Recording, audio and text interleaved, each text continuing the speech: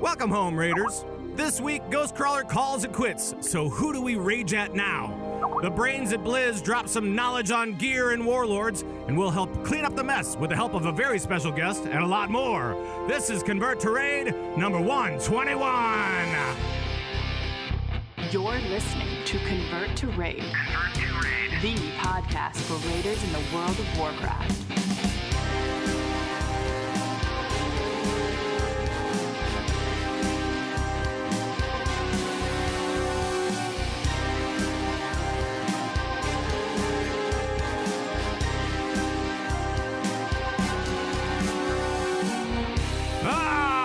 From the wonderful Convert to Raid Command Center in Minneapolis, Minnesota, today is December 1st, 2013, and it is now 11:08 a.m. Central Standard Time. Thank you so much for joining us from all around World of Warcraft land, and hello, my name is Pat Krane, your host of the show. I'm also called Zug around Airy Peak, US, and I'm still raiding, still doing the thing. And the players are here. Let's go first to Hollyweird, California, to our Raging Mage and the Funky Monk. It's Koltrane. Hello, Fortune Koltrane. cookie say. Oh, boy. Oh, hello, by the way. Ha, hi. When a druid tank leaves the group, he is the bearer of bad news. This is the bear. I don't like it. Huh? I don't like it at all. I don't like it at all. I don't like it at all. You know, he's like a bear instead of a bearer of bad news. Right. Bear. I got it. I just don't want it. I just don't want it. You don't want it? I don't want it. All right. Let's go. Wait, that was sent in by Angry Orc. Oh, Angry Orc. Oh. Look out. Angry Look out. Orc. All right. Well, we've already shown him on the screen for those guys at home that are watching the video. But let's head over to Sweden to the awesome tank of the number one guild in the world, Method. It's Treckie. Treckie, hi. How are you? I'm great. And I need to give you the big applause. Hold on a sec. Woo! There we go. Big applause for you. So, how are you, man? I'm great. I just got home from DreamHack, just having a lot of fun. It's been a very busy month with Blizzcon first, and then straight on to DreamHack. I bet. So there's been a lot of people meeting people. Right. Well, and so for those guys that don't know what DreamHack is, what is it exactly? It's a bit weird to explain. I guess it's not very, very different from BlizzCon. It's basically I don't know. I think 13,000 people just bring their computers and whatever and just come hang out. I guess put their computers up there and just play whatever they want to play. And then it's a bit of exhibition there with Blizzard over there this year actually. Yeah. So Blizzard was there this year, and they had I think they had Warlords of Draenor and the new HOTS game and the other HOTS game and the other whatever games they had. Heroes of the Storm, right? Yes. That's HOTS. Yes. Heroes of the Storm, and then there's Heart of the Swarm. Heart of the Swarm. Oh, geez. Right. So they have everything. That's dropping it like it's HOTS. That's insane. Yes, exactly. So, but it's basically the largest LAN party ever, right? Yep. So they are actually in the Guinness Book of World Records. For nerds. Organize it twice a year. they're in the Book of World Records for nerds everywhere. Biggest LAN party ever. So it's kind of like PAX. Does it still have tons of vendors and lots of booths and stuff like that? No, it's actually a very, very small part of a convention that is, or whatever. It's a small convention part, basically. Okay. But it's a very small part, to be honest. You're there for 4 days. Okay. And you're done with the convention in a few hours. Wow. But they obviously they rotate stuff to do, so there's usually something to do there every day. But most of it is just all the people who are there with their computers just hang out and just play whatever. I mean, it's a lot of fun. Cool. That's awesome. So we should probably talk about. I mean, DreamHack sounds amazing. So we'll talk more about it, I'm sure, as we kind of go through this. But let's talk a little bit about what we've done this week. Colt, what have you been up to? I know that with the big holiday weekend, it's kind of tough to to play WoW a lot, right? Right. Well, old Koltrane had a birthday last week. Oh, Yes. yeah, that's right. Hey, happy birthday. Thank you. Hey, big applause. That's right. That's right. I got to tell you, I am no longer a young man. I know I may look like a strapping young individual, but I turned 35. What? Yeah. What? Yeah, I still got you I'm beat, getting brother. up there, folks. I still got you beat. So I know, but that's 5 from 40. And you know, I'm just curious if I now look like an adult now. Like, you know, when you're a kid growing up and you look at someone and you're like, oh, well, that's an adult. Like, clearly, like, that's like a dad. Like, Right. he looks like an adult. I wonder if I now look like an adult. I mean, I must. You don't. You definitely don't act like one. No, not at all. I'm So we've still got that 7 going. years old playing Right. Commodore 64. Right. But I just wonder if I look like an adult now. If kids are like, oh, yeah, that guy, he's like a dad or something. You know Right. what I mean? Wonder if I look like that guy now. I think you're overthinking it way too much. You think so? I think so. Come on, That's we've way all too been much. there when you're a kid. You know what I'm talking about. I think you're overthinking it. I'm 35. I'm getting up there. Well, happy But I'm birthday, my happy. man. Happy Thank birthday. you very much. Thank you very much. Just to let everybody know, big news from around World of Warcraft. The Asparagus Initiative, you know, the team that only raids 4 hours a week. Yes, I don't think that's been meant. But go No, on. I don't think so either. And I'm not going to play the sounder again this week because Darius isn't here and I wouldn't feel right about it. But we saved the lockout and so we had Paragons, which we've defeated before, and of course the big bad himself, Garrosh. And we took down Paragons, and we were able to, after only like 2 hours of working on Garrosh. This is normal mode, by the way, Trekkie. This is not like you know, heroic Garrosh or anything like that. No, Hey, this is you just didn't normal have to mode. say that. Normal You mode, didn't 10 man. have to. I want to say that for him, just so that he understands. But after only like a couple hours working on it, he went down. Yeah. Woo! So Nice work. that was my week in WoW, and then I went off to Albuquerque, and right. and you know, spent some time in the Southwest for a while. So It looked a little rural there. yeah, it's weird. It's kind of weird. Some people said that some of the pics they saw from my Twitter feed, they said that it looked like Westfall. It did. That's a great point. They said, "Oh, it looks like Westfall." I was like, "All right, okay, Right. I guess it kind of does right in this Right. particular spot." It did. So Trekkie, I have a question for you, and that is, when you were at DreamHack, you actually got some raiding done, didn't you? Yeah, we did. What did you do while you were over there?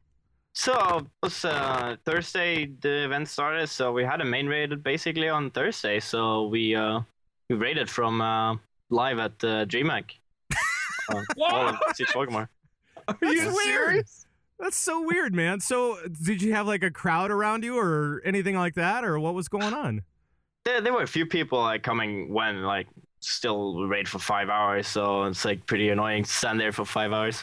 But yeah, I mean, there was usually pretty much always someone standing around, and it was like sort of weird because they were talking about you, like if you couldn't hear and you still heard it sometimes. So it's like that's a bit. I'm gonna pretend I didn't hear that. I'm too focused on the raid. Right. Because many of the fights, like you've done this so many times that you don't really have to care and think about them much. So Sure. I don't know. Like And you have your game face on and just pretend you're really focused. Were they talking smack or like what were you hearing? No. I don't know. It's like you never get these conversations in real life, but they were like saying like, "Oh, this is like one of the best players in the world" and all this stuff. And it's like, yeah, well, you're rating one of the best guilds, but having them talk to each other like they're just friends, and I don't know. It's weird. It's weird. It's not common, at least. So That's I don't know. awesome. That's strange. So it was a lot of fun. So in 5 hours, were you able to do a full clear of heroic stuff or what? Yeah, it was actually the first week since progress was done that we actually cleared everything in one night. Oh, wow. So was pretty surprised actually that we managed, because usually like some boss gives us way more trouble than we have to, and then we have to go back to kill in like the last 2-3 the next Sure. another day. So it's really nice just being able to be done with it, because we don't want to go over like and all of raid a too sudden my Garrosh kill just doesn't seem quite quite as cool anymore. Well, no, he was saying this was on normal, Pat. Yeah, this was all on normal. Yeah, right. It was on normal. They spent 5 hours on normal mode. No, they would just go. It'd be like an hour and a half for those guys, I'm sure. Like normals for you guys. How long would that take, Treckie? Oh, I don't know. It wouldn't be much. There's a lot of trash though. Yeah, it's a lot of trash. But I don't know. Probably like 2 to a bit over 2 hours, mainly. Son of a. I don't know. Both of you drop so freaking fast. Yeah. I don't know. Yeah. Hard. Not for all of us, I'll tell you that. No. I mean, like the first half of it, I kind of get that does go fairly quickly for a lot of guilds, even now, or especially now, I should say. But yeah, that second half can be cause some problems every once in a while. I don't know. Now I got to ask you there, Trex. So you're in Method, and congratulations, by the way, world first. By the way. Yeah. Oh yeah. Sorry. Yeah. Big applause. There we go. Big applause. Sorry. I forgot. In fact, on your heroic garage kill, weren't you the last one alive in the video? Yep. That's awesome. Protected. So what take us through those moments, man. What happened? Well, we had a really, really good try that we were like so excited to get the kill, and then something happened, and that good try turned into a bad try. And then we just tried to sort of like, people were like, oh, fuck it. It's like, well, boss is actually still dropping. Can we actually do this? And then like shit started hitting a fan, and it's like, okay, well, this can sort of work. And then it's like people start dying off, and then it's like boss still going lower and lower. It's like, I'm just getting ready for that bubble, man. Like as soon as that's gonna buy us 8 more seconds, and we gotta make the most of it. Right. So you timed it just right. You got that bubble off, and you had 8 seconds, and that was all that it needed, right? Yeah, actually, I could have used it earlier, but because like both died in like 2 seconds after I used bubble. That said, I could not have waited any longer, but right. It was like, yeah, if I wouldn't have done it there, I mean, the boss would actually have died. Like I've seen really like nightmare scenarios where the boss, like when everyone dies, the boss goes like all the dots gets cleared from him, so it's not like he can dive like the last few seconds and when everyone is dead, so right. And then reset. So I've seen really, really low kills, wipes on him, so we're pretty good there. The nerd screams must have been impossible that night. I mean, because that is an incredible kill, really. I mean, if everybody's down except for one guy, and this is the last boss of the raid, I mean, that must have been just craziness that entire night, right? Yeah, I was like, everyone was like, oh my god, it's so lucky, it's or so good that you bubble or whatever. It's like, I don't know, it's well, it was really, really fun just being the last person alive. It's you're a hero. That's right. Yeah, it like felt like it, and then it's like, well, I just did what everyone else would have done, I guess. But I mean, that's fun. It was impressive, man. He does that big AoE, and I see all the bars go to black except for one man. Trekkie. Just one man. That's right. That's cool. As long as you're here, I kind of wanted to talk a little bit about you and rating, and about Method, and just kind of in general, just kind of chat before we get into news and all that kind of stuff. I just thought we'd take some time.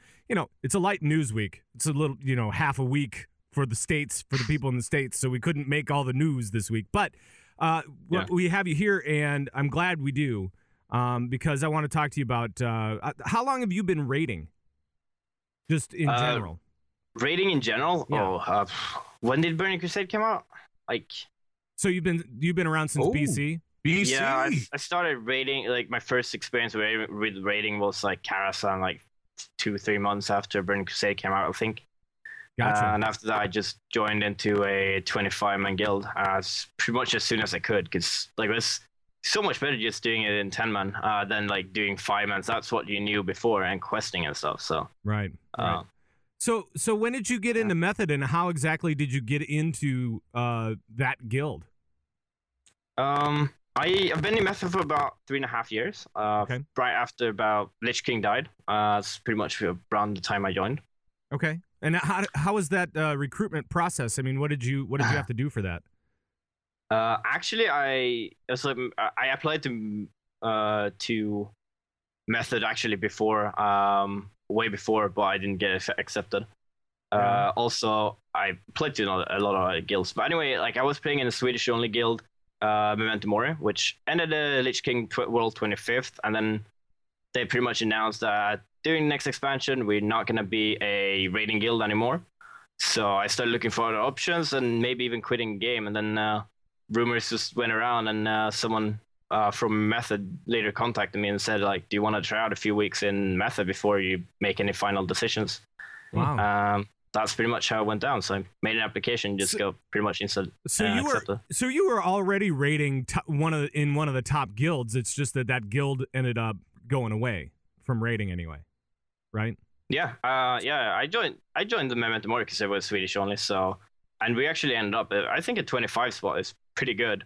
That said, I also didn't apply to I still didn't apply to like the best guild in the world because I didn't apply to the but you finished 25th in the world, right? I mean, this is not, you're not like slouching or anything like that. Yeah, you're not like, all right. You're not just like kicking back going, yeah, whatever. No, you're working hard. You're working hard for those kills.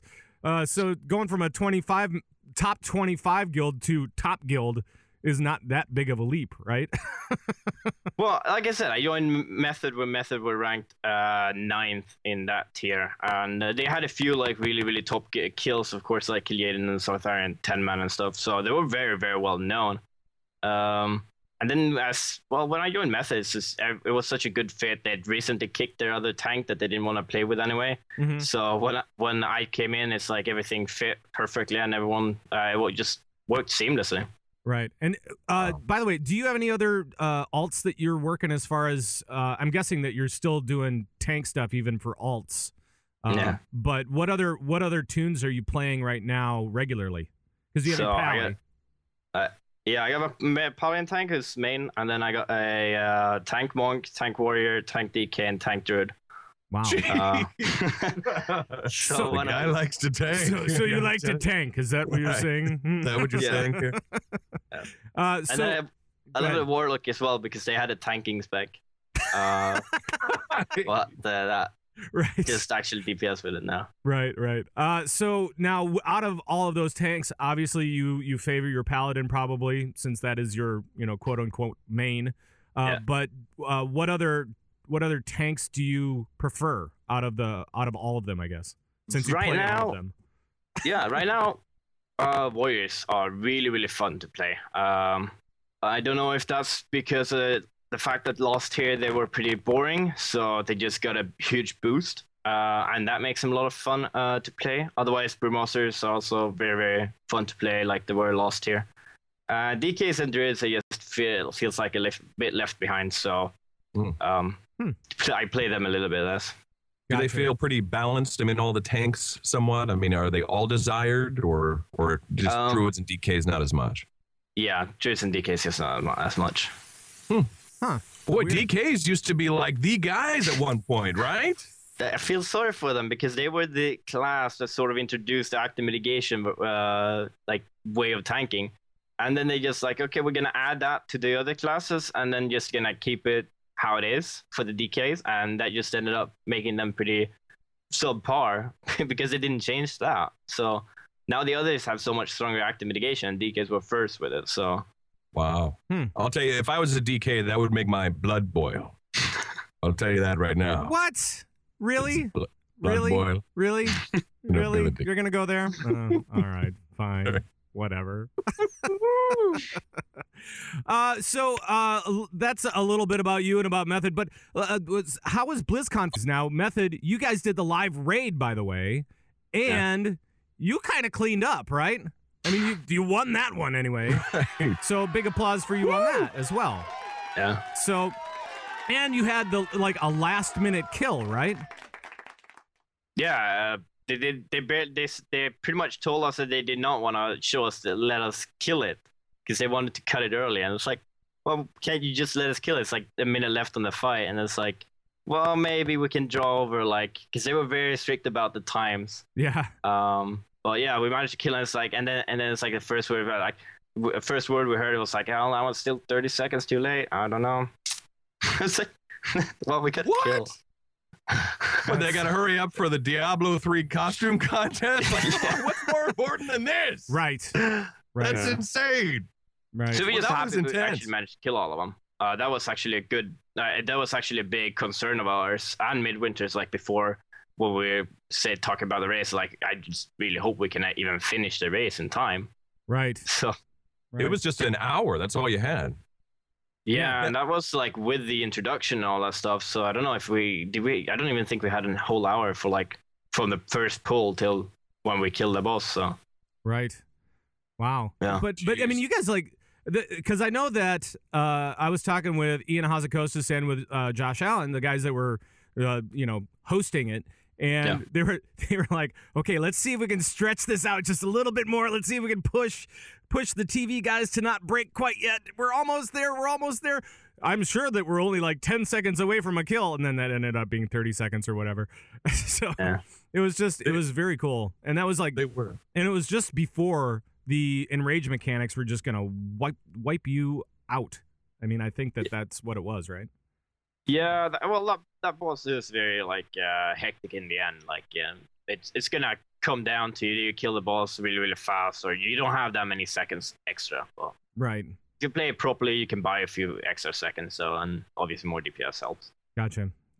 So I was actually curious, just real quick. Go ahead. I know we talked about tanks, but speaking of DPS, how balance-wise, and I'm taking advantage because you're the best in the world, so you kind of have some idea about this little game called World of Warcraft. But I'm wondering, like, DPS-wise, how is the balance kind of feeling? Like, is there certain classes? I know Warlocks were really strong, but is it pretty well balanced, or how are they feeling? I'd honestly say that I think the balance have been a lot better than previous tiers and all that stuff. That said, it's obviously not always 100%. And what it more comes down to, like, there might be a fight here or there where one class is preferred or many classes are very equal. And then there's this other fight where some classes can just do something like niched versions of the fight and just completely break the fight. And that's where some classes with 3 DPS specs, for example, have a higher chance of one of those having the extra niche. And Warlocks, like you mentioned, are really, really strong, not only because the DPS is high, they have 3 competitive specs, which means that one is probably good for one of the fights, no matter how the fight looks. And then you have their survivability as well, which obviously is a very, very big part about the game as well these days. And you just have some classes who have poor survivability, and then maybe not that kind of like swap around ability to swap around between fights to be really, really that good. Right. And I'm actually curious too, you're a main tank in Method. I mean, what kind of pressure is that as a main tank, or is it pretty? There's no pressure at all, I'm sure. Yeah, what is that like tanking Method? Is it crazy? I don't know. I don't. Laid back. I think it's sort of laid back. I mean, you get a lot of responsibilities. You got to focus on your stuff, of course.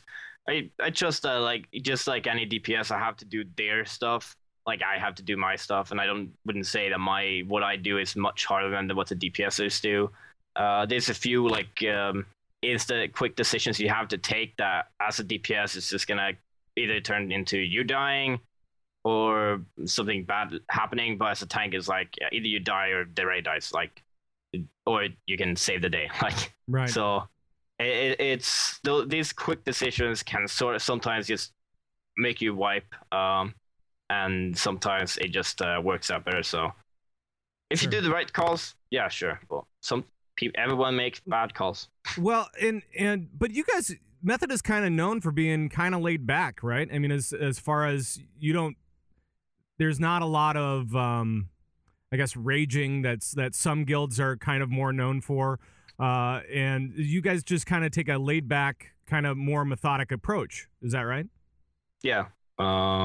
Yeah, we do. And I take pride in that because we all play our stuff. We rely on each other. We trust each other to know what we were doing. And like, it's not like an officer who plays one spec is gonna start shouting at some DPS or whatever, or does a completely other role just because it's a very high chance that he doesn't understand all of the mechanics. And I'd rather trust a guy who does that at a good level to know what he's supposed to be doing. And if he doesn't, then we have other people who like have better check on that, basically. So cool. Yeah, That's everyone awesome. tries to be as useful as possible and try to help out as much as possible. How are you feeling about Mythic? Yeah. What's the vibe and method about Mythic? Right. I think everyone. I don't think many people were upset about it. At least I think everyone has sort of like, okay, this is cool. This is interesting. And now everyone is like jumping to share for it, but I think most people are actually pretty okay with it. And what are your thoughts? I mean, because it sounds like what they are looking to do with Mythic is to bring in some like more class specific mechanics, so that if you have a rogue, that you would be able to go around this mechanic, or you need a rogue because of this mechanic, or you need a monk Mage because could of something spell else. steal or something. Right, Yeah. exactly. So what do you think about what that means for raiding in general, especially at that level?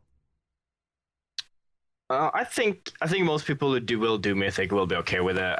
It's not going to be like 10 man where you have like only 10 out of 11 classes even. And if you really need that, they're not going to be ridiculous and have like you need 3 mages for this fire, otherwise you won't make it. Right. So they're going to be like maybe 1 ability or whatever, and that's going to be fine. If you have more, that would be slightly better maybe, but it certainly require 1. Right. And I think that's fine. Like any guild who's serious about 20-man Mythic should have that, at least that available, even if they don't have it as a main spec or some very, very regular raider. They have someone who can step into that role if needed. Right. So just if you have that ready, I think that's not too much to ask from a 20 Mythic raiding guild. Cool.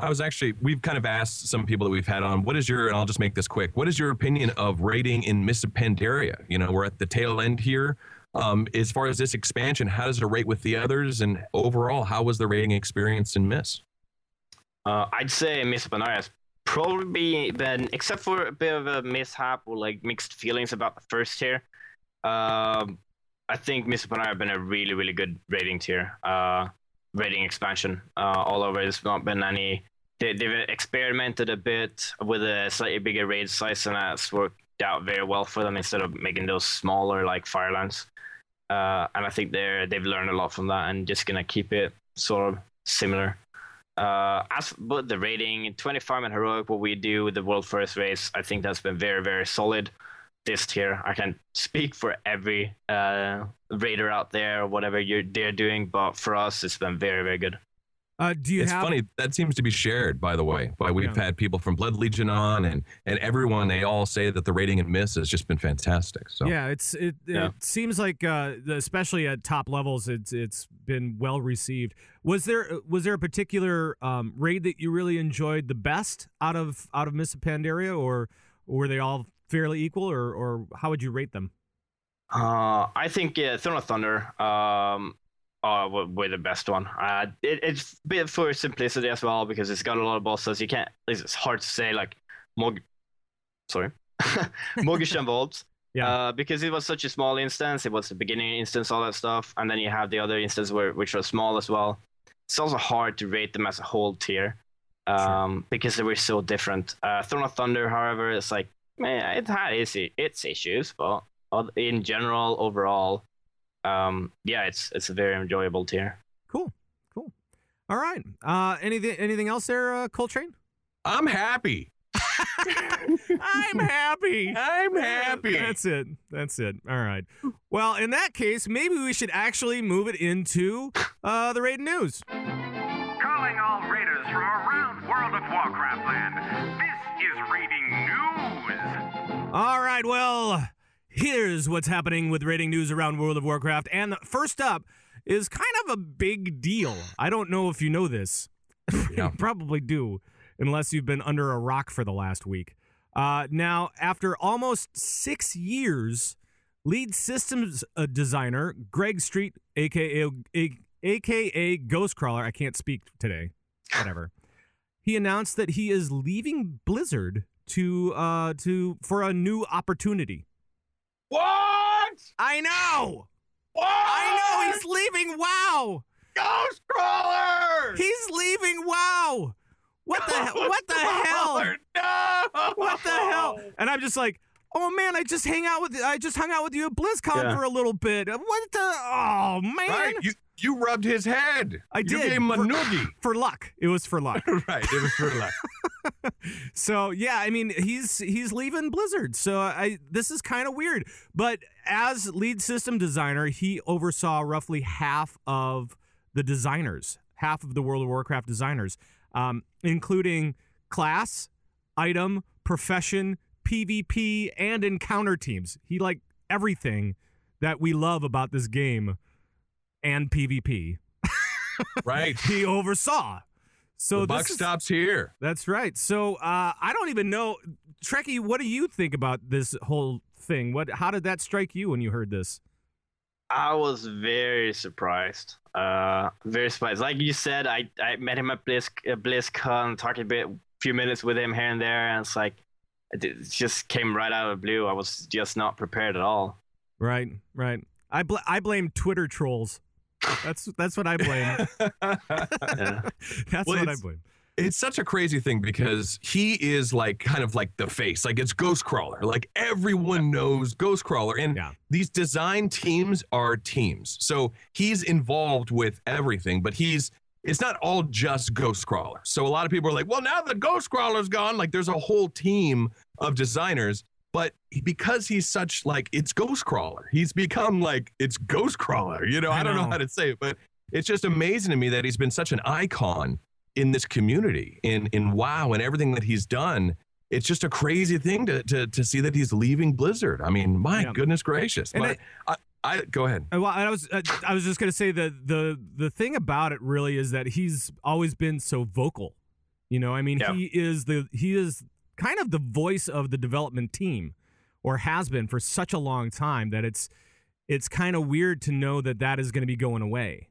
And we get so used to, I mean, for the last year, we've been looking to MMO Champion going, or to Twitter and going, okay, what has he tweeted about this week? What has he tweeted about? Yeah. All right, let's grab some news real quick. We've got a lot of news this week from Ghostcrawler's Twitter. Here we go.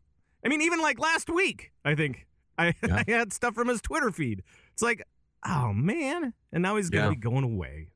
Right, and he's got like a lot of famous stuff, you know, about the pony, and you're not gonna get this. And, and there was some famous posts that he made years ago where he said something about, I'm thinking about this while I'm on my yacht or something like that. It was just awesome. Yeah. But he's been such a vocal presence, and it just, you know, seems like such a nice, great guy. And I know you guys got to meet him. Unfortunately, I did not get to meet him at BlizzCon. That's one of my regrets. Oh, man. I know. So it's a big deal, but remember, I will say that there is a team, there is a design team that WoW is still going strong, and there's still people working their butts off, and I think there's a new guy who we can yell at now. Yeah, we have somebody new to blame. It's the technical game designer Chad Nervig, who is Celestalon on Twitter. Yeah, he's a big sparkle dragon. Celestalon. He looks like Elegon. Right. So it's good. Start yelling at that guy. That's right. And I don't did you meet Celestalon at all, Trekkie? Oh, I did not know. Okay. Because I know that he's been kind of more involved with some of the Q&As and stuff like that in recent months, I think. He's been involved in at least a couple of those, so people could get to know him. I'm guessing that this has been going on for quite some time, where you know, it wasn't announced, but people knew that it was happening. So I don't know. The other question is, where is he going? Well, yes. I have a Koltrane, theory. What do you got? Well, as some of you may know, I have a cat, and his name is Mr. Magoops. Now, Mr. Magoops is a tabby that wears a trench coat and a fedora. And he's always on the case, right? He's a detective, so he solves mysteries. He is. So Mr. Magoops left me a clue in his litter box the other day. Oh, boy. So he went up to me and he gave me the old meow meow. And I check it out, and he's written in poo, Ghostcrawler's Twitter. And he included the apostrophe, which was really disgusting. Oh, my. So I looked at Ghostcrawler's Twitter and I said, well, wait a minute. Well, he hasn't made any post about where he's going. He hasn't tweeted where he's going. And then he came up to me and he went meow meow and he said, look closer. So I looked closer at Ghostcrawler's Twitter. Oh. Now, Ghostcrawler Mm-hmm. is following 25 people on Twitter. Okay. 24 out of the 25 people are all Blizzard or WoW related people. Okay. All of them are Blizzard and WoW, All right. except one man. One person that he follows has nothing to do with World of Warcraft. And it's his brother-in-law. No, it's not his brother-in-law. That is someone named Morello. Now, Morello is the lead content designer for League of Legends. What? What? That's right. What? It says right here. So the one person that Greg Street is following that's not involved with Blizzard or WoW is at Riot Morello. Ah. So my theory is that Greg Street is going to Riot. That does make sense. That makes a lot You of heard sense. it here first. That makes a lot of sense. What do you think? Why would he be following this man? I know. It makes a lot of sense from a lot of different reasons because let's face it, Riot has a lot of money with League of Legends out there. They have a lot of money. So they could probably afford him. I don't know of many people that can afford him. So I don't know, man. It's got to be something big, right? Trekkie, what are your thoughts on Riot? I have no idea. I don't have my tinfoil hat ready to either speculate or confirm. But this, like, if he, I don't know, like, it's gonna be big. It's gonna be really big, and I don't see that many options. I don't know. Many people are like speculating Wildstar, but I mean, they're not even big yet. They're like, I don't know. I feel like there's absolutely zero chance for that. But yeah, it's gonna be something big, something really big. Well, he's not following the lead content designer on Wildstar. No, that's true. He's not. That is true. He's not following any other thing. He's following Morello. That's true. From Riot. That's true. Why would he be following this man? Well, so you heard it here first. And I do think that Riot, I think that League of Legends needs somebody who is known for balance, known for balancing out some play. So and talk about, I mean, Greg can handle the heat. I mean, the League of Legends is famous for their community, you know, not the nicest people. You know? Right. Yeah, they are not really known for awesome community. I don't know, man. That's my deduction. What do you think? Not bad, right? I think that's good. I think that's really good. Twitter account. I think that's really good. Actually, I was thinking that even before you said that, but now that you said that, I'm like, yes, it's got to be that. Yeah, it's got to be.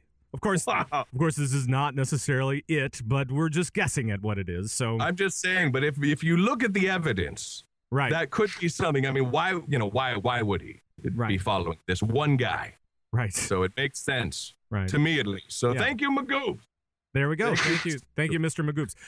And I don't know if you guys saw the Daily Blink, which called it quits this summer, actually put out a new strip just for Ghostcrawler for him leaving, and it was kind of cool. It was very throwback to Tron and all that kind of stuff, but it was very cool. And so Chris Handel came out of retirement, semi-retirement for that, so that was cool. And anything else on Greg Street that you guys want to talk about? I mean, he's been a big part of WoW. He's been a huge part of WoW, and personally, I've always loved the guy. I think he's funny. I think he deals with a lot, and he doesn't have to tweet, all these questions. And if you notice the times that he does it, it's usually in off hours. It's usually when he's relaxing. It's not usually during the day. It's a lot of late night stuff. So that was his choice to do that. And I don't know, man. I thought he was a great icon. I thought he was funny and intelligent, and he was great at BlizzCon, of course, announced all the new features. And so I think he's going to be missed big time. You know what I mean? It's Ghostcrawler. Everybody knows Ghostcrawler. Yeah, exactly. And I think that he's been absolutely amazing for the development team, just to be able to give them a voice and be a big part of the community and kind of fostering that whole community feeling. I don't even know how to put it really. But he's been just a great caring voice. And he even said it was great in his little farewell forum post that he put up.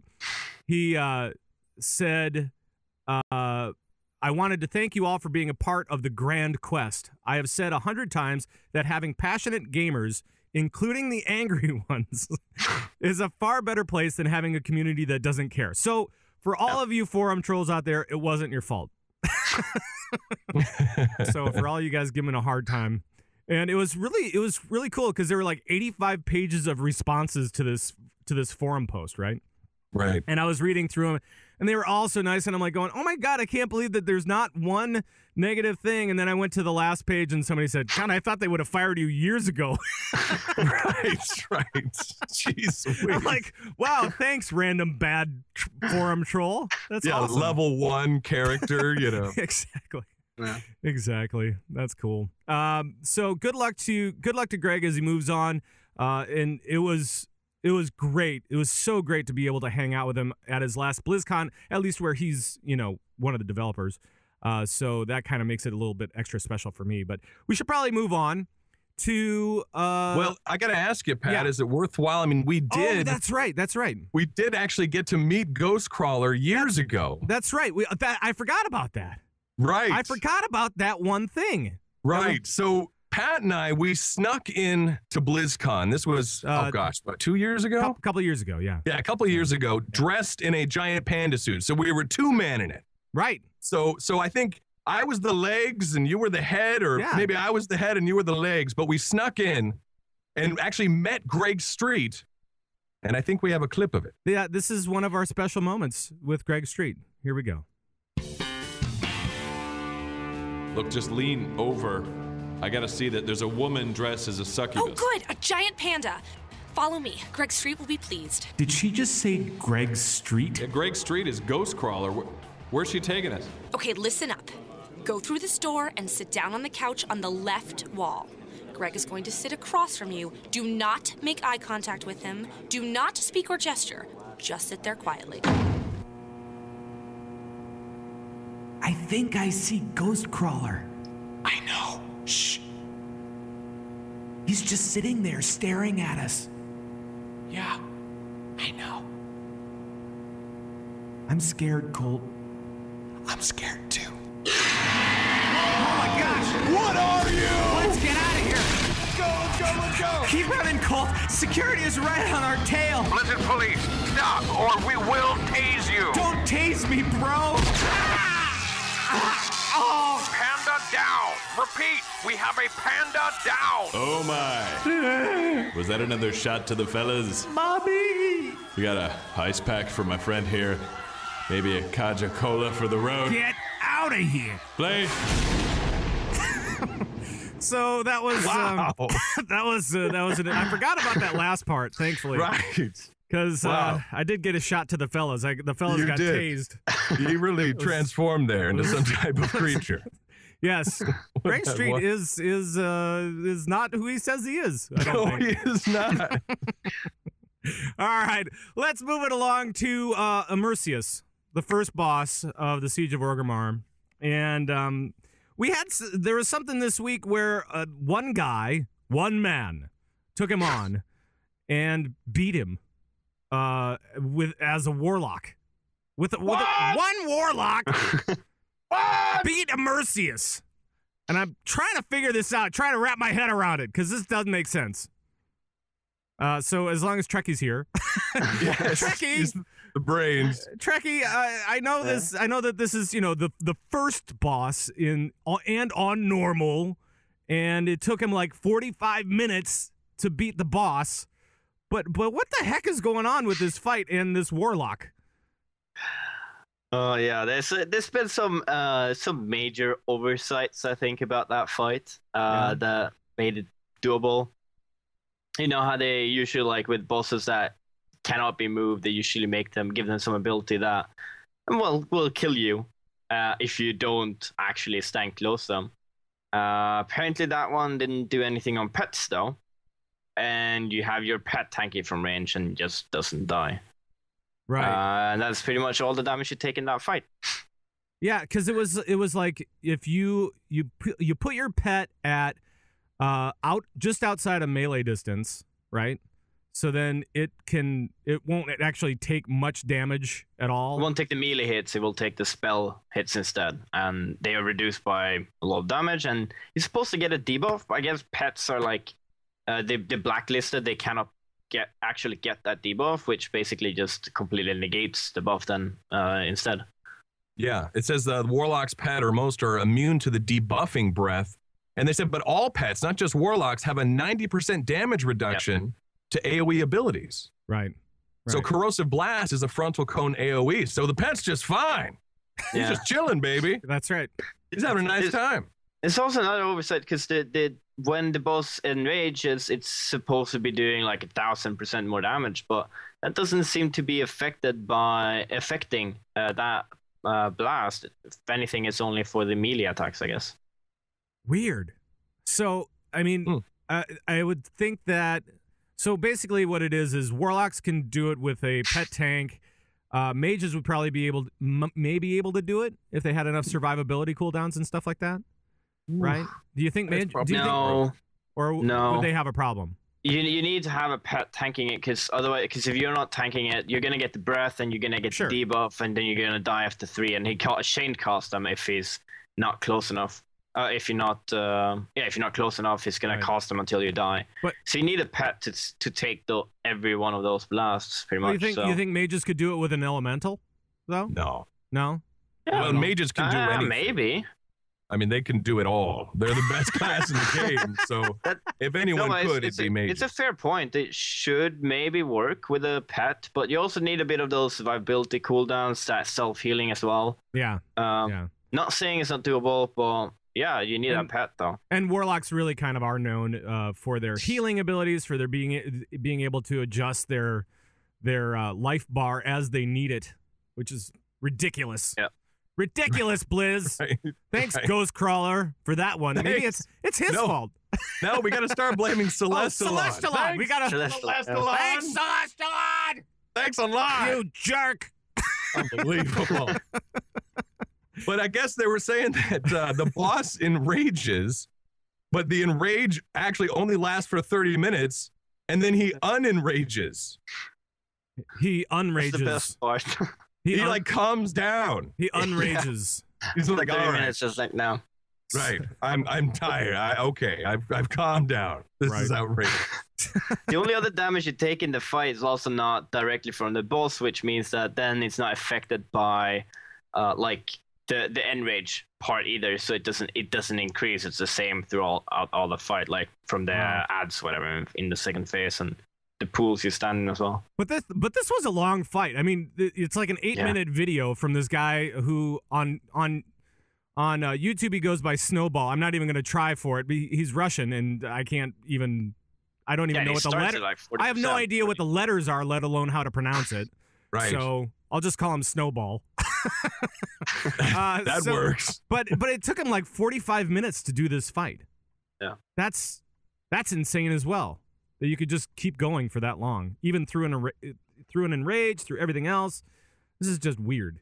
Yeah, and he's geared to the nines too. He's a heroic level. But one thing, I don't know if anyone noticed, he does not have his green fire. So this guy is a scrub, clearly. This guy, total scrub. Maybe it's just the raider where they asked him to disable it because it messes up with all the other textures going on when you're AoEing and all this stuff. Right. Oh, really? Wasn't there a thing where they asked Warlocks to turn off green fire because of Horadin or something like that? Yeah, Horadin, especially Daruma though, because you were AoEing when you're doing the maze and then with that green fire and it's like you couldn't see a shit. Yeah. And people were asked to remove that for progress. Wow. Yeah. Oh, well, maybe he did that. I take it back. So maybe he's not a scrub after all. I apologize, Snowball. My apology. Right. So now, what do you guys think about this? Because we've had it where people can go and down older content solo, but now this is like the first time. Is this the first time in a while, anyway, that we've been able to do current content solo? Is that right, Trekkie? There's been a few other bugs and things with other raids as well. I remember like on in Firelands, you could have a pet hit Rhyolith without ever like getting in combat with him, and then suddenly just have him like DPS the boss down without ever fighting him. At least to 25%. It would take ages, but it would work. And then you could sort of work with Alice Racer as well, because as long as you're flying, nothing on the ground affects you. So that's right. Just keep flying. That's right. I forgot there were a couple of Firelands bosses there where you could maybe manage it. They were saying too, G Kun actually works in a similar way to Immersius, in that if there's nobody in melee range, it continually casts quills. Yeah. Right. So there's actually been a few warlocks who've soloed G Kun. Really? That's what this post that I copied and pasted is saying. What? Yeah, then because it forgets to do all these other abilities at that point. So. However, getting to G Kun solo is going to be a little rough. That's the issue. And there's a trinket from the first boss in Immersive, so Warlocks will definitely try to do this alone just to have a higher chance to get it themselves. That's ridiculous. And I suspect 25-man would work as well, but the fight would take like 4 times as long, and it's like, doing that for like 3 hours that's gonna be tough. I don't know. I don't like doing 45 minutes of wiping on a boss, let alone 45 minutes of fighting one. Like, and then after like 2.5 minutes, it's like 2.5 hours. It's like you miss something and like, oh, whoops. Yeah, exactly, exactly. You miss one thing and you're like, oh crap, I got to start over again. Great. Yeah. Perfect. But it's about the journey, not the destination. The journey. I don't know. That's intense, though, man. That's intense. That is. We should probably move on and let's talk about gear a little bit. Because this was the other big thing. And we're talking about, this is all going to be for Warlords of Draenor, or Draenor, or just Warlords. Warlords. Whatever you want, or WAD. Oh, jeez. Not the WAD. Probably not that WAD. better not catch on. I'm going to go crazy. It's terrible. Yeah, but Krithto, community manager Krithto, he actually posted this big, huge article on all the different gearing things for Warlords. And there were some things, I know we talked a lot about this last week, I think, but there were some things that came out that were kind of interesting, kind of cool. And I don't want to necessarily go through this entire list because it is kind of, there's a lot, right? I mean, there is definitely a lot here. But essentially what it was is he broke it down for armor pieces, which are, like your tier pieces, essentially. And then your non-armor pieces, which are your rings and cloaks and trinkets and weapons. Anything else? Necklace. Those things are non-armor pieces. And then some other things they're kind of reworking. And one of the big things that I want to bring up right now is that normal and heroic difficulties will have the option to use the personal loot system. What? Which is crazy. That's insane. This is like one of the big things. So if you ever want to, you can go to a personal loot system, and it's going to be the raid leader's call to be able to do that. I don't know if you go to personal loot if you'll be able to trade anymore. No, I don't think so. Yeah, No. Trekkie, what do you think? Did you hear any more about that?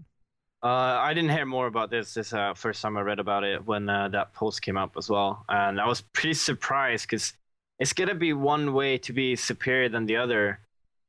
I think it's more of a way that way you can start inviting maybe a few extra random people to the group and not having that put like, because otherwise people are not going to want to join your group because what if, well, they're just going to give it to their members and those other people are not going to get it at all. Right. So maybe they can add like, okay, well, say we take in another 5 people and let's put it on random instead.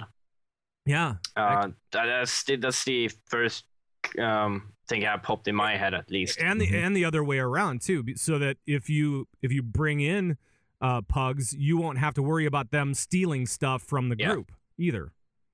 Yeah, I mean, Bendick Wow in the chat room said personal loot system might be a good choice for normal mode pugs. Yeah, that would be actually really great, I would think. So what I wonder most is like if because it's gonna scale how many loots you're gonna get per how many depending on how many people you are. Uh-huh. So if like 15 people, it's gonna drop like about 3 items, and is that also going to be sort of equalized if you bring 15 people and have the random run, or is that going to be completely random?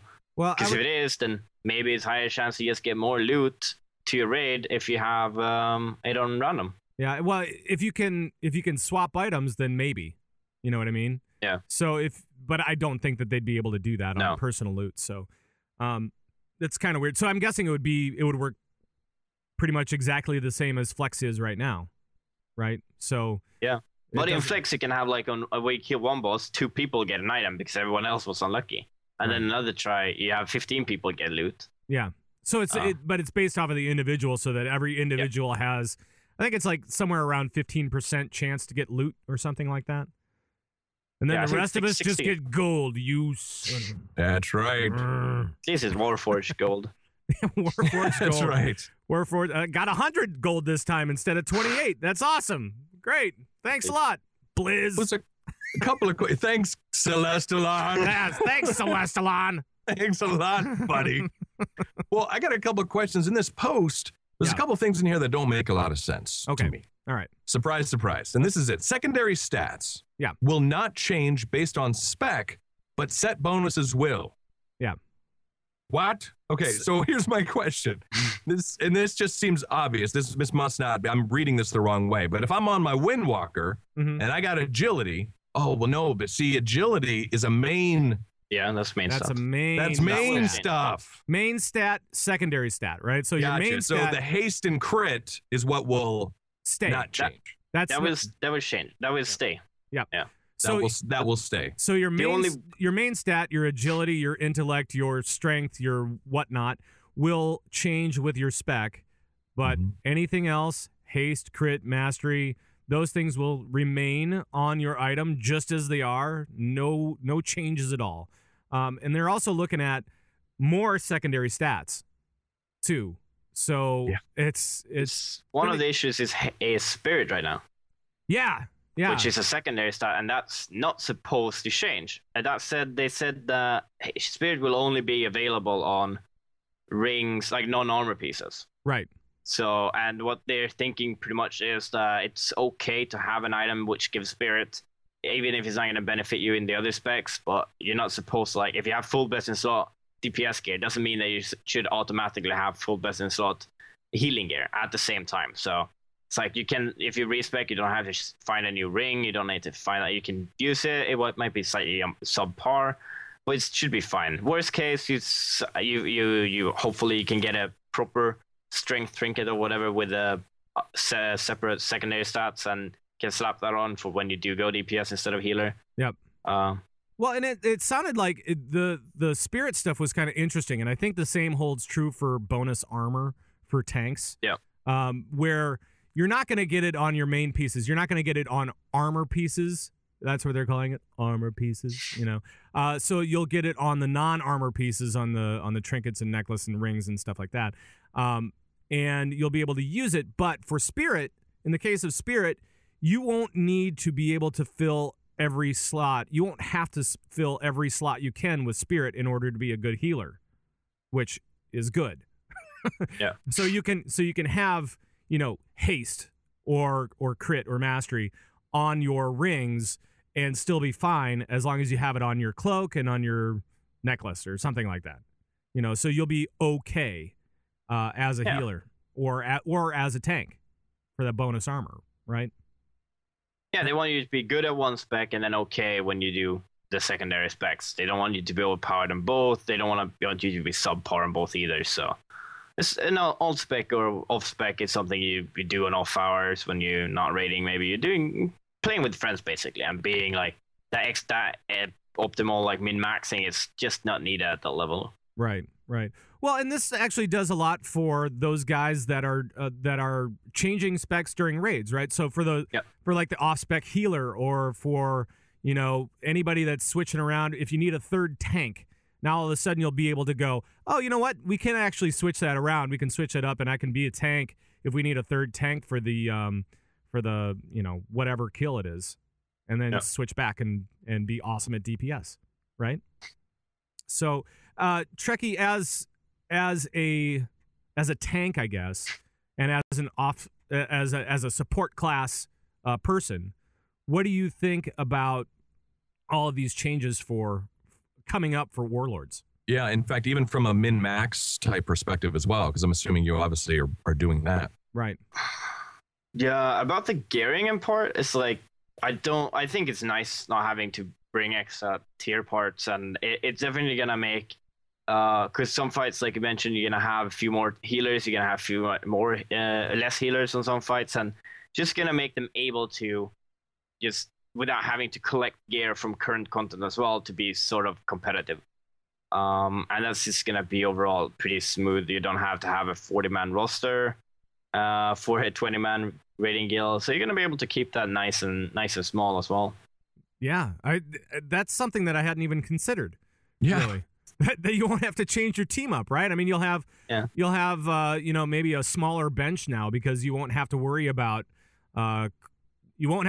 class stacking because they want everybody to bring every class, right? Every team to bring every class, and you can change specs on the fly. So that means you don't have to worry about that either. So you don't have to. Wow, how deep of a bench are you running right now, Treckie? I don't actually keep track of exactly how many members, but we have about 30 to 32 people, I think. But some like not everyone is available every raid, so sometimes we only have like 2-3 people. We swap in and out, and that's also like so sometimes we don't finish the raid because we need an extra DPS or we need an extra person here who's not here for the day, and then you just basically reschedule to the last few bosses too another day. Gotcha. Cool. And Colt, what are your thoughts now that you understand it a little bit better? What? What are you thinking on this? I'm one of those guys that, I'm not a big brain guy, believe it or not. What? So I will go to websites or read forum posts and say, hey, what do I do? And they say, well, you do this. And I say, okay. All right. So, and I think that goes for the majority of us. You know what I mean? So, Sure. I mean, my big stink about Miss Pandaria in regards to secondary stats was the example being the mage. And this drove me crazy because secondary stats have such a huge presence in this expansion. And this was my problem. If I went arcane or like, let's say frost, I'm using the haste gems, right? I got int and haste. If for this next fight, I want to switch to fire, I got to regem everything to crit gems. I don't like that. I don't like having to spend 1,200 gold every time I got to redo this. And I'm sure Treckie for, world first method, I'm sure mages and various classes, you guys just do that. That's no big deal. But for the average Joe, that's crazy. You know what I mean? That's a lot of juice. But there was actually a lot of that, wasn't there? There did seem to be a lot of regemming, reforging, redoing every ding dang thing during a lot of these different raids. I know that we had that with our priest who would heal part of the time, and then he would DPS part of the time, and then he was switching specs between disc and holy, and what is going? So I don't know. I'm kind of glad that they're making this switch now. You're still gonna have those issues if you're still gonna if say mage for example probably have the most unfortunate situation. They had to haste was is as I understand pretty much useless for fire, and crit is pretty much useless for the other specs. So you had to even to be competitive, you had to redo everything. While some other classes like for warlocks it's like okay, well the priority was slightly different, but you still wanted both of them or whatever. Right. So it wasn't quite that bad. And they were very close. Yeah. Yeah, exactly. And then you have the healers and who have to go for DPS and have to regem and refocus everything. And especially just okay, let's try with 3 healers and having that guy go off, fix that stuff. 40 minutes later or 20 minutes later, he's back, and then it's okay, this is not working. Go back. It's it's just a nightmare. So. And it sounds like they're not just doing that. So I mean, we're going to see fewer gems, that's for sure. We're going to see fewer enchants, which is nice. And especially for those guys that are switching specs all the time, it's going to be one of those things where it ends up being a lot. We spent a lot. You do. The one thing that I'm looking forward to is now in Warlords when I get a piece of gear, I can actually wear it now. Yeah, right away. Right. Right away, and not have to save it till like break time, and then haul booty, and get everything gemmed and reforged. So that's good news. Yeah, exactly. And I I agree. think, go ahead. Were you saying something there, Treckie? No, I agree completely. Like, you get new trinkets, like, oh, this one is so good. It's like, well, I can't wear it because I gotta get another haste cap, another hit cap, and redo everything. And it's like, okay, well, after the raid, when the raid is over, I'm gonna have so much fun. I'm gonna fix this one up. It's gonna be best in slot, this part. And it's like, well, I need to wait for next Wednesday. Exactly. Try it out. It's like, Exactly. Yeah. I think we've all been there as raiders, where at the end of the raid night, all right, now it's time to put on my new gear and re-enchant everything and reforge everything. But it'll be nice that I can get something, I can put it on and use it in the next boss fight. I don't have to worry about being hit capped and expertise and all that kind of stuff. So and that's good. I think I still have stuff in my bags from last week that I haven't done anything with. I mean, I've been out of town a little bit, so I, whatever. But I have to raid tonight, and now I have to like go into my bag and go, okay, what do I have? Can I use this? Do I need to re-gem and re-enchant everything again and reforge and blah, blah, blah? So, yeah. It really is a lot. I've had the situation where you basically get a piece of item, and then early in the raid, you go the whole raid, and it's like, oh, fuck, I didn't get any loot. And then the next and then the next raid, it's like, oh, this was dropped. It's like, oh, wait, it says here that I have one in my bags already. Oh, right, that's right. I got one last week. Right. It's like, oh, should maybe fix that. Yep, exactly. Yeah, it's definitely it's tough. It's tough. Rating has been tough this time around. A couple things they're talking about too, and this sounds a little nuts. Some new secondary stats. Oh yeah. On armor. Oh yeah. Yeah. Well, tertiary stats, or do you mean the? Well, it says here that they're talking about exploring some secondary stats. Are exploring readiness, amplify, and multi-strike. Now, I don't know if those are the tertiaries, or are these just different secondaries? I think they're different secondaries. It sounds like I think it's tertiary. Are they? I don't think they're gonna share with. Yeah, I don't think they're gonna share with mastery, haste, or spirit at all. Or they did say that they were doing secondary stats, and then they were also doing tertiary stats. Tertiary stats were leech, which is heal on damage dealt, which is kind of cool. Steal. Which is weird. Okay, the more damage I do, the more it's gonna heal me. Sweet. Good for deeps, baby. Because DPS kills bosses. But right. Anyway, we discussed that. And then also inspiration, which is heal on damage received, which is also the more it's gonna heal me the more. So exactly. more damage. Yay. We're all gonna be warlocks now. What's going on? Yeah. So, and then cleave, which I think everybody understands. Sturdiness, which I think also people understand, and less damage to your armor. Is speed, movement speed, and then avoidance. So for tanks. So, but a couple of cool things, right? Avoidance, the way they mentioned avoidance is just reduced damage taken from AoE effect. So it's not a tanking stat; it's a stats for everyone. So basically, if you have a lot of DPSs with avoidance, your raid will take less damage from AoE effects. Basically, that's cool. That's really cool. Wow, that's big, especially because, and these are going to be rare. These are like you have a chance on a piece of gear to get one of these. Basically, right. I thought it was going to be less than Warforged. I thought it was going to be like really super rare that you get this stuff, so that they wanted to make sure that that gearing was more interesting on the back half of rating, so they gave it a longer tail, as they call it. I think the problem is that you're gonna want a Warforged with a tertiary stat as well, so that's gonna be the issue. And then you have the Warforged one, and then the normal one drops. Right, but it has a tertiary stat that you really want, so then it becomes interesting again. Yeah. I don't know.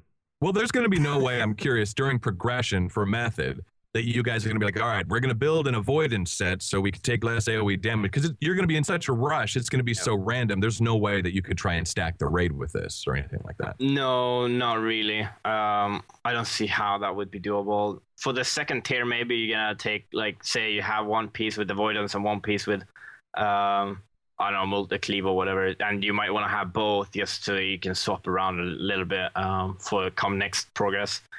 But no, it's not gonna, like, you're gonna, it's like, okay, for this boss we want everyone to use their avoidance game. It's like, well, we got one or two people with it. It's like, you're not gonna be able to stack it. I don't think so. That depends on how common it is. It won't be like fire resistance or something like that. Remember the old days when you had to do fire resist gears? Because it's not reliable. I don't think you're gonna be able to do it. But it does make balancing a pain though. Because what if that one group has it? Celestalon, you have your work cut out for you, sir. Celestalon! You know, I'm actually curious too, because with the new expansion there, Treckie, you've got 10 levels. I think they call them Trekkers now. I think it's fine. I don't know. I'm afraid like I'm insulting you. Like, don't call me Trekkers. It's Treckie, all right? Like, I hope I apologize if I upset you. Or I didn't mean it. Right. That's funny. So you've got 10 levels when the new expansion hits, and then you got to start gearing up and getting the heroics, getting ready for that first progression raid. So let me ask you this. Are you going to be, you're going to be up all night? Is that how Method rolls? Like day one, you're like popping the Red Bull and you're staying up all night? Yeah, opening a can of Monster and just playing until you're 90 or 100, I guess. Yeah. Wow. Jeez. That's intense, man. That's I heard crazy. there was some guy, I forgot, but he was like electrocuting himself to stay awake. What? Oh, I'm serious. what is that about? He was at, oh gosh, what's his name? He's like another, is a tank, Kungan. I think it was Kungan or something like that. Was talking about him where his buddies were like electrocuting themselves. Well, I think I read that, and that was no, that was for like Miss Pandaria or even Brath. I don't remember, but they had this game. Whatever you click it, like whoever clicks the fastest does not get shocked, and then everyone else gets a shock. And I think they were playing with that between between instances or whatever, and like just to keep themselves alert. That's insane. That's so weird. But Wrath of the Lich King had a really like it took a long time to get between like 70 and 80. I think it was Right. And then for Mr. Pandaria, it depends on how fast it went, but I think it took most of our people like 10 to 12 hours to ding. Wow. So it wasn't really that hard to keep awake for 10 to 12 hours. Wow. I actually, Darius, who is not here today, he's moving in Seattle, but he was playing. He had 2 tunes as well, and he brought up one tune to 90 and got him all geared up for his world class raid team. And then he was also on the Asparagus Initiative, and he geared up a tune to 90 and got him all outfitted, ready for raid in, I think it was just over 24 hours. Right. And just running dungeons left and right and everything. And we were worried because we were like, there is no way he's going to make it. I mean, hell, it took me like a week to get my tune up to snuff and all that kind of stuff. And I was still kind of low on gear. And he's like, oh, yeah, no problem. Boom, boom, boom, boom, boom. Up through the night and into the next day. And he was ready to raid. But that's a good... Crazy. That's crazy, but that's a good question. Like Trekkie, for you, how many alts are you going to be leveling up? Right at the top. Are you just going to focus on the paladin? How many are you doing? No, I think the way they did last time was very convenient for us. What they did was basically, so you got a first week to enjoy the leveling, and then the second week comes normal modes, and then third week comes heroics. And that's a very comfortable way. Like you have a whole week to do as much as you can on one character. What we had a lot of people who wanted to try out more specs. You want to be useful. You don't quite know how the balance is gonna turn out, and a few people who had the time and wanted to put in the effort, they leveled the second one, and some leveled the third one during the first week. There was no real requirements or anything, but I wanted to make sure that I had 2 characters up, because I wanted to be like, say, there's a fight where one class is completely useless. Well, I have a backup, and it's easy to get everyone like 463 gear, which it was done. You would have one piece of like binary equip or something on your main or whatever, but wouldn't really make that much of an issue. Especially now if like your main got broken on the fight, then obviously whatever alt you have would still be useful. Right. Whew. That's just, I tried to level up 2 characters in 2 weeks, and that was tough. That was And from a progression raider perspective, you were already taking time off work, taking time off from your life, just for progression raiding. But now you've got to include leveling up and all that stuff, all that pre-stuff before you even get to the raiding. Right. Yeah. You guys must hate like new expansions. It must drive you crazy. It depends what kind of situation you're in. Some people obviously do really have that situation, like they have a very limited amount of time they can spend, and those kind of people usually only end up leveling one toon. You level one up, and then during the first weekend you make it all ready for the first normal mode week, and then if you can't play more, then you wait until you have your days off, and then you start like hardcore raiding for the heroic week. On the normal mode week, we make sure that we do not raid more than 6 days. Like might still sound a lot, but like it's only during the evenings. No, 6 days, that's no big deal, We make sure that we take 1 day off before, like, completely no raiding, no nothing, whatever. Right. That Tuesday before resets, that's when like absolutely nothing is happening. Take how much time off, do whatever you want, make sure that you're ready for the next week, basically. Wow. Go to the beach, relax. Right. Whatever. Sleep, because you're not going to get it for a long time. Yeah, that's but it's also evening raids, and if you have multiple groups and all that stuff, you're not always in all of them. So if you don't have time, you only have one character, you're going to be doing that one on, say, Thursday, maybe Friday, and then you're not personally doing much more after that either. But the rest of the guild are trying to raid to gear their characters as well. Are you guys, like yourself and Method as well, looking forward to Warlords? Is it looking good, or is it a positive thing going forward? I get this question a lot, and I honestly we don't have that much information yet. Can't say, like, you can't say how the class balance looks and all that stuff. You can look at the new talents to see like, this looks interesting, but we have so much more, because they're reworking what we have now. They're trying to reduce the amount of abilities we have in use, because they want to make it easier, because everyone is going to have a level 90 when they like free 90, and they're just going to have like an overbloat of abilities that you can just use, and you have no clue what you're going to do. So hopefully they're going to remove a few of those, make it easier for new players to also get a level 90 and be able to play with it. And they were talking about reducing the amount of abilities and how difficult that was going to be. I know that on the forums they were kind of like, well, we don't have any information about what we're actually going to drop, but we are looking at what we can get rid of, and like those class specific abilities that you might just be able to say, you know what, I think we can probably lose this, but not this. This is like key. There's certain iconic abilities. One thing Ghostcrawler was saying was that for those people that bump to 90, a big fear is like, well, wait a minute, you're going to show up at 90, you've got a spell book full of abilities, like you're not going to know what the heck to do. They're saying it might be similar to the DK starting experience, where you do like a quest and then you get a new ability. Like you start out with only like 2 or 3 abilities, and then you do a quest and then you get like another ability, or you know what I mean? Like, that'd be kind of cool. You get abilities as you go. Yeah, a tutorial in a way, which is good, because I mean, you would freak out. You log on a brand new 90, you've got 12, 13 buttons. Like, what does this do? You know. You got. Although, go ahead. If you're an arcane mage, you're still only going to have 2 buttons anyway. Go ahead, but say you're not going to know that. You're going to have 15 abilities and just press all of them randomly, and hope you're doing lots of DPS. Right. Am I killing mobs? That's all I care about. Yeah. And you're going to kill them. Is 15 seconds long enough short for killing a mob? I think so. Sure. Sure. Is 20 minutes okay for killing a mob? Sure. I think that's that's appropriate. That's fine. I've got all these abilities. I seem to be healing myself a lot. Am I playing the wrong spec? Maybe. I don't know. Anything else on the gear that you guys want to chat about? I mean, I know that this is kind of a long article that Crypto put together. So, and I think everybody should read it, because it's kind of interesting, especially when they're talking about secondary stats and the tertiary stats coming into play, and those tertiaries look cool. That's all I'm saying. I'm a little afraid that I think tertiary, secondary, that's going to get confusing for people. Yeah. You know what I mean? Wait, no, that's tertiary, but not secondary. I'm just saying that could get confusing.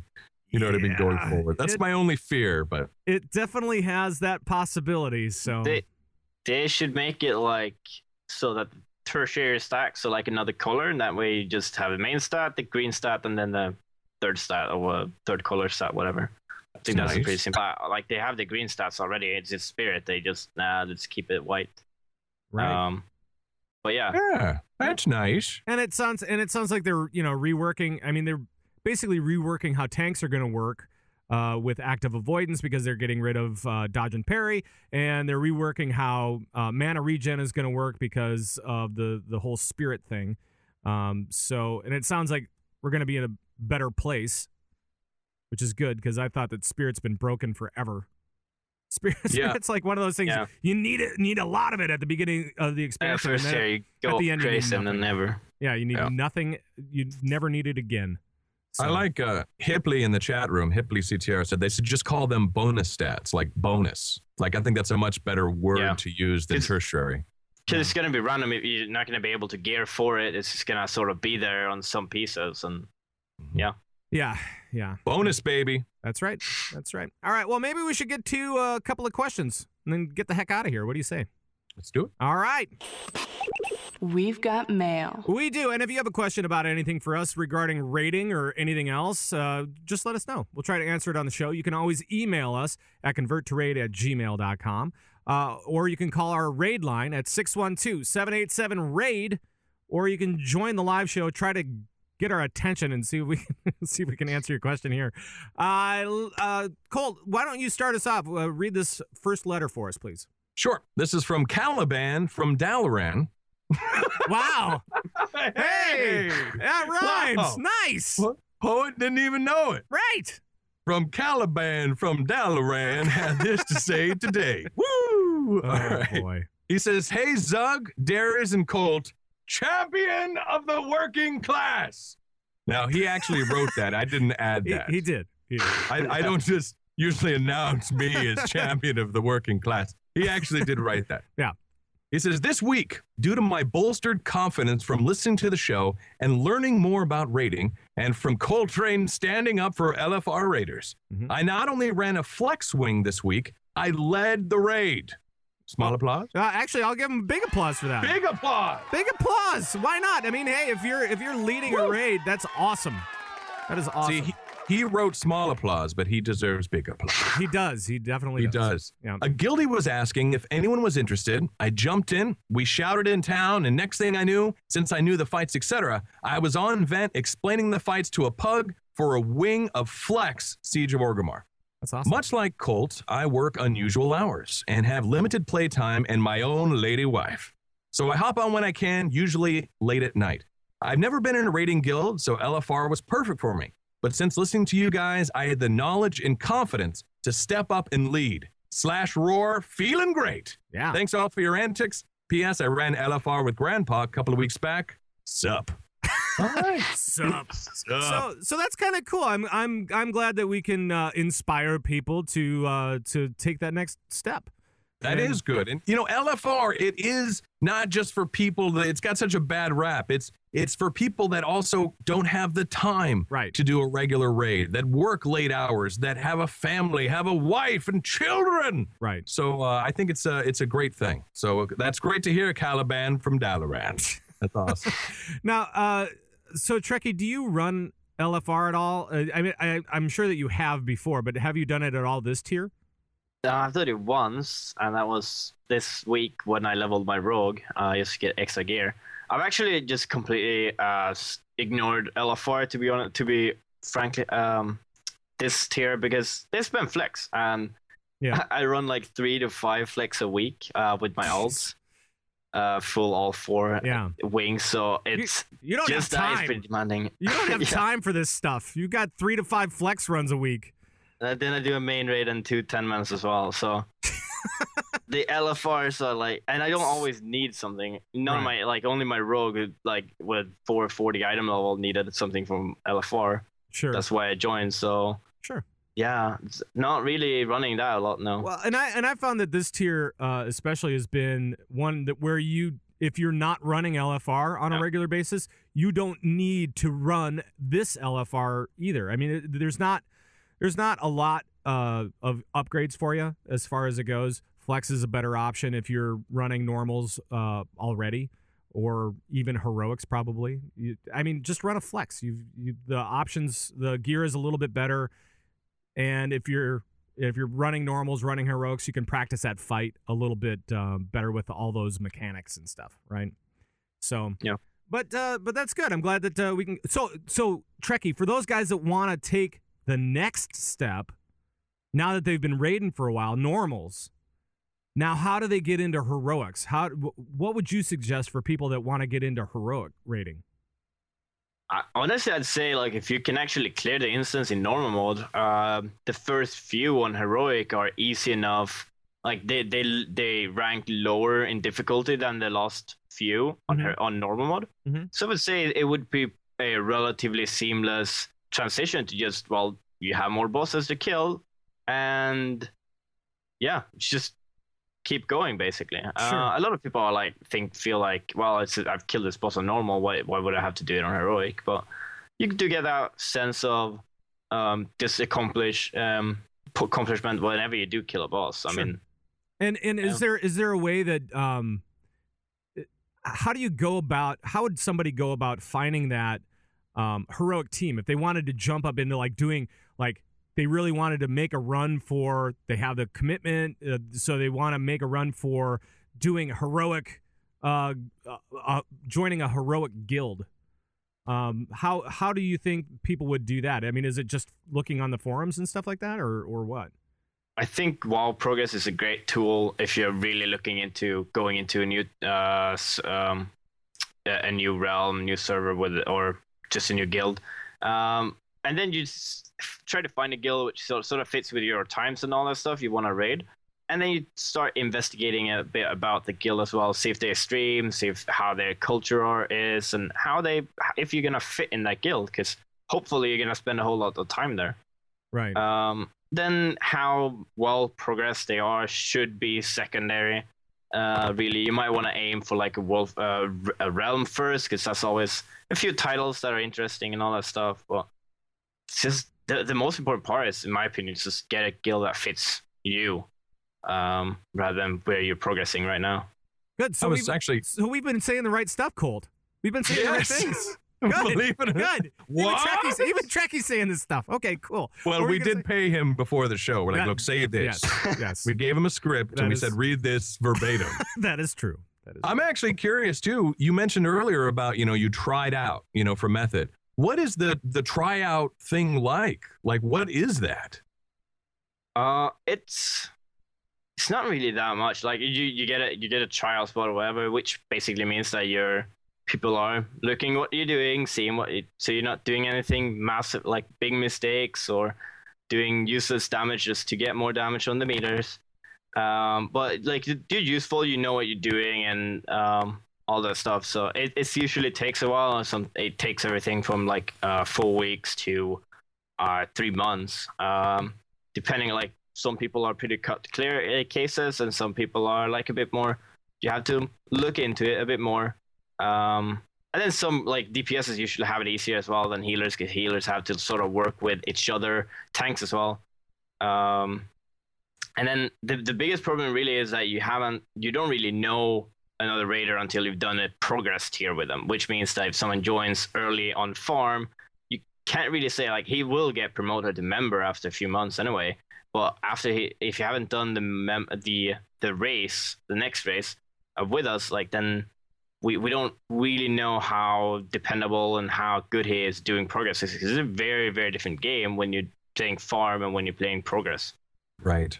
And also you want to see how they react under pressure. Like when the heat is on, how are they? Unknowns, because that's going to happen a lot doing farm. Well, doing progress, you don't know what's going to happen. Like timers might be off. There might not be any timers, and just see how people react to that. And some people just panic, and you won't ever see that doing farm when they've already killed the bosses 5-6 times before they join you. Well, and from a recruitment standpoint, Warlords of Draenor is going to be like huge for you guys, right? Because you'll actually be able to cross server, be able to hook up with somebody and try them out at least on heroics, and the new heroics, which is normals essentially. But you'll be able to kind of see them in a more challenging environment and be able to kind of judge them a little bit better, right?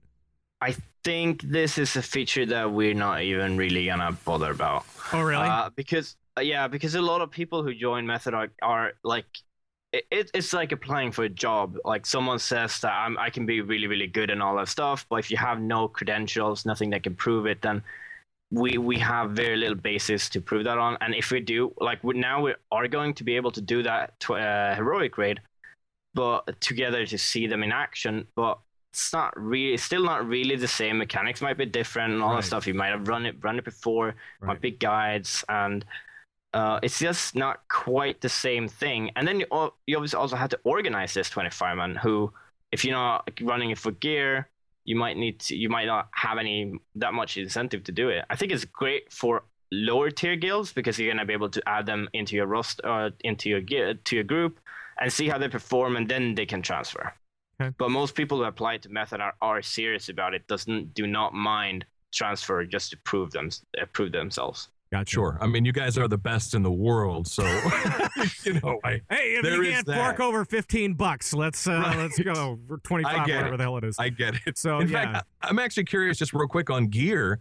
What about for people who, let's say, they want to get into heroic raiding, but like hardcore stuff, but because they don't have the gear? How important is gear in the tryout process? Like if they don't have it already, you know what I mean? Like as much. It's very, very hard to say because there's been cases, of course, like joining our guild, we've had people who have absolutely no gear. It's basically like a reroll or whatever. It's a new character, all that stuff. So we basically need to gear them up for a few weeks, and then we can properly try out.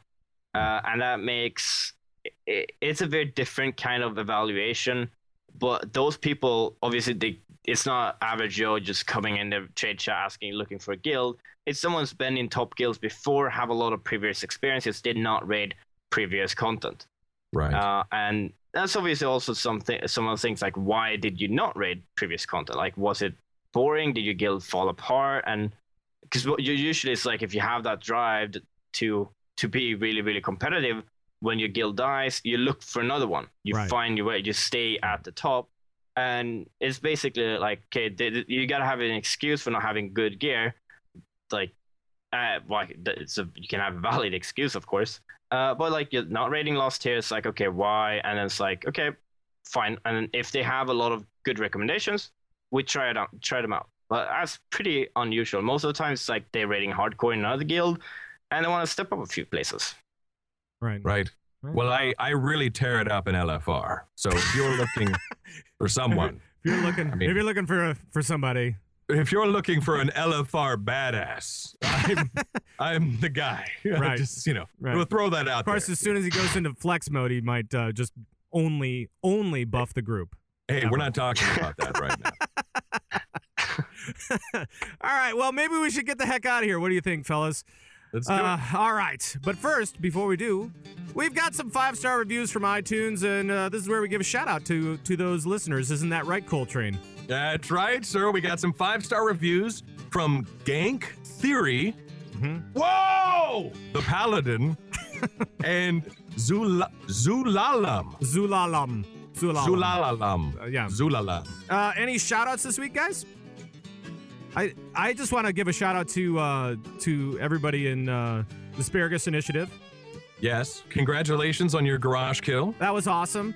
That's a big deal. And now we're going to be going into heroics. Not bad for just 4 hours a week. We never actually say that on the show. Right. I know we never say that on the show. I actually have some shout outs, but I'm going to add them in later because I forgot the paperwork. So we're going to add it right now. Boop, boop. There we go. All right. Yeah, well, so thank you to those. Well, we cannot do this show without you guys. Thank you so much for taking the time to rate us on iTunes. Thanks for the feedback. Thanks for the questions. And feel free to join in on all the conversations we're ever having, ever. And you can do that really nice and easy, but I have to bail on the music. You're just going to bail out? Bail out of that music there? I'm going to just bail out. And I'm going to play this one. Ooh. The smooth little one. sax, little That's smooth. Right. That's right. That's like Magoop's music, baby. You can always email us at converttoraid@gmail.com. You can call us and leave comments and questions on our raid line, 612-787-RAID. That's 612-787-7243. You can follow us on Twitter at ConvertToRaid or individually, isn't that right, Koltrane? You can follow Pat Krane at Pat Krane. You can follow Koltrane at _Koltrane. And you can follow Darius at Board Mine. And Treckie, you're Treckie. at Method Treckie, right? Yeah, Method Treckie. And that's TRECKIE for those guys that want to spell it. Put the method in front. There we go. All right, and if you can't spell our names, make sure to join the Bazuba Guabo Nation by heading over to converttoraid.com, where we have show downloads. We've got our videos posted over there. We've got tons of links for Raiders and so much more. That is all over at converttoraid.com. We're also on gamebreaker.tv, of course, for our live show, and then the video show gets posted up afterwards. So there. Our show is available on Stitcher, the BlackBerry Podcast Directory, iTunes, all sorts of other places. And that's going to be it for the show. Treckie, thank you. Thank you very much for joining us. It was awesome. It was great to meet you at Blizzcon. Had a lot of fun. We didn't really hang out much because you were busy hanging out with the other top world raiders. Right. As they were hanging living out with Blatty. I mean, what the heck? Yeah, it was Blatty and you and Sloot was there. And yeah, everybody was there. It was great. But congrats again, man. Congratulations. World first. That's fantastic. I think all of us here in the community really looking forward to seeing you guys tear it up in Warlords. So congrats again. That's right. Looking forward to it. Yeah. All right. Well, and thank you guys, you viewers and listeners at home. Thanks for tuning in. We'll see you on our next show next week at our regular time, Sunday, 11 a.m. Central. And for all the guys at Convert to Raid, bye-bye, everybody. Bye-bye. Bye-bye. There we go.